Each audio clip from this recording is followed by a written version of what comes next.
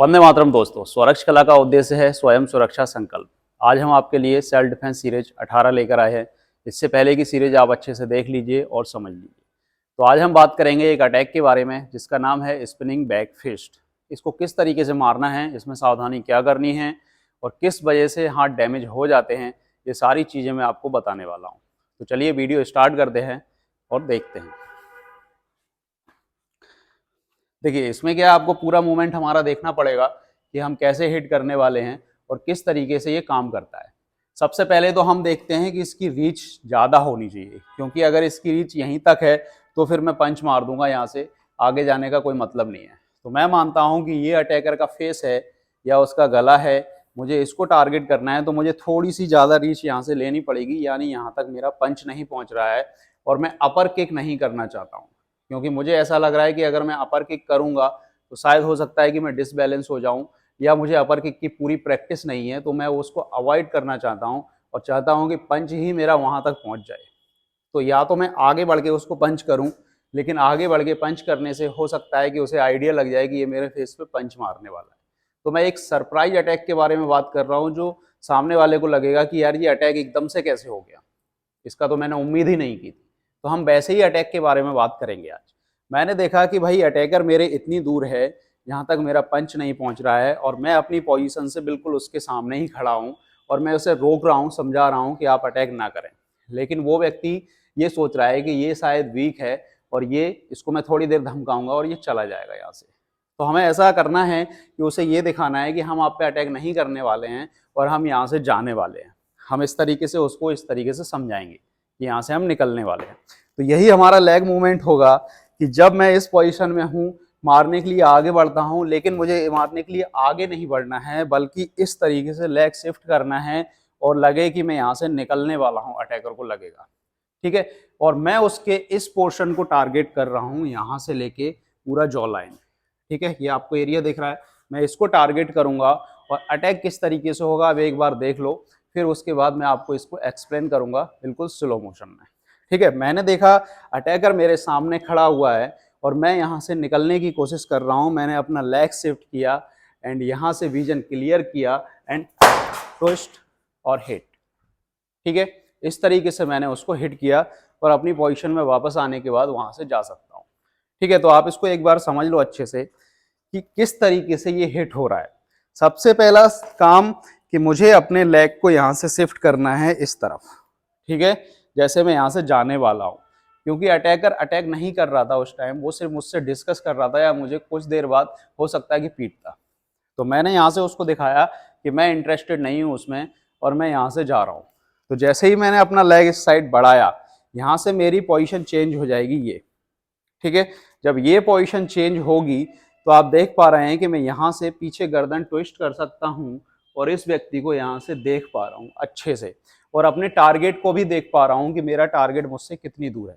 अगर ये मुझसे इतना क्लोज है तो फिर मैं इसको हिट नहीं कर पाऊंगा, क्योंकि यहाँ तक मेरी फिस्ट नहीं पहुँचेगी और जाहिर सी बात है कि जब वो फिस्ट नहीं पहुँचेगी तो मुझे ही हिट होगा और उस प्रॉपर उसको हिट नहीं होगा। ये चीज़ नोटिस कर लेना। तो मैंने देखा भाई अटैकर मुझसे इतनी रीच पे है, मैंने अपने लेग को यहाँ पे शिफ्ट किया, मैं यहाँ से ट्विस्ट हुआ और मैं देख पा रहा हूँ कि अटैकर बिल्कुल मेरे रीच पे है, यानी बिल्कुल मेरी रेंज पे। तो मैं यहाँ से अपने हैंड को इस तरीके से खोलूंगा और इस पैर को शिफ्ट करूंगा एक पूरी पावर के साथ इस तरीके से, और जिससे मैं वापस अपनी पोजीशन में आ जाऊंगा। ठीक है, ये चीज़ ध्यान रखना। तो मैंने अपना पैर बढ़ाया था यहाँ एंड यहाँ से शिफ्ट हुआ ये। ट्विस्टिंग के बाद मैं देख पा रहा हूँ मेरे बिल्कुल रीच पे अटैकर है एंड मैं अपना पैर शिफ्ट करने के साथ ही यहाँ से अटैक करूंगा ये। जब ये हिट होगा मैं वापस इस पोजीशन में आ जाऊंगा यहाँ से फाइट की। तो थोड़ा सा समझ आया होगा आपको कि कैसे हिट करना है। अब क्या हिट करना है वो मैं बता देता हूँ। हम टारगेट करते हैं अपने हाथ का ये एरिया, क्योंकि जब मैं यहाँ से इस साइड निकल रहा था तब मैंने देखा कि अटैकर मेरे पीछे ही है और मेरे पीछे होने की वजह से मैं यहाँ तक अपना हाथ पहुंचा सकता हूँ। लेकिन अगर मैं ऐसे ही मारता तो इसमें पावर नहीं आएगी। देखो आप, इसमें पावर नहीं आ रही है क्योंकि पावर पूरी हमारी बॉडी रोक रही है, ये इतना ज्यादा शिफ्ट नहीं हो पा रही है।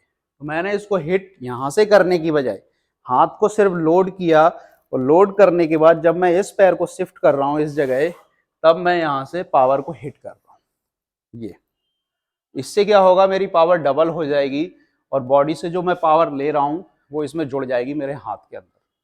तो ये डबल पावर से इसको हिट होने वाला है।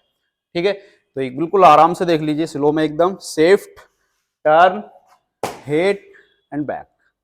ठीक है, leg shift, turn, hit and back, बिल्कुल आराम से।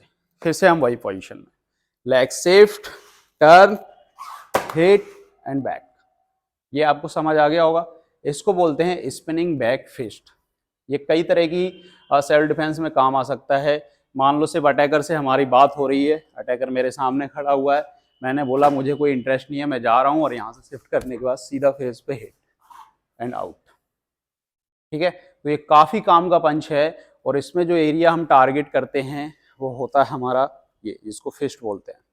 तो इस एरिया से लेके यहाँ तक का कोई भी पोर्शन हम अटैकर की यहाँ पे हिट करते हैं, इससे वो काफ़ी जल्दी डैमेज हो जाता है और दोबारा अटैक करने की कंडीशन में नहीं रहता है।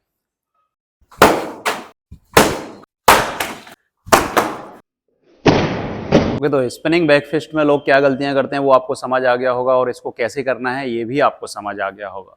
इसमें जो मेन एक्सरसाइजेस हैं वो आपको करनी है पुशअप्स, एंड उसके साथ नकल्स पुशअप्स, और आपको जो एक्सरसाइज करनी है वो प्रॉपर स्ट्रेचिंग करनी है, जिससे आपके हाथ में कोई क्रैम्प वगैरह ना आए, क्योंकि स्ट्रेचिंग बहुत ज़्यादा ज़रूरी है। और वेस्ट स्ट्रेचिंग ज़रूर करें, क्योंकि आपकी कमर में हो सकता है कि कोई झटका आ जाए इसको करते टाइम। तो शुरू में आप जब इसकी प्रैक्टिस करें, या अपने पार्टनर के साथ, या किसी भी फोकस मिट पे, या किसी पंचिंग बैग पे, तो हाथों का बड़ा ख्याल रखें और आराम से करें, क्योंकि इसकी इंजरी बहुत सीरियस हो जाती है। जब आप इसकी प्रैक्टिस कंप्लीट कर लें तभी इसे स्ट्रीट फाइट या रिंग फाइट में यूज करें। ठीक है, तो एक नई सीरीज के साथ हम कल फिर से उपस्थित होंगे। तब तक के लिए जय हिंद।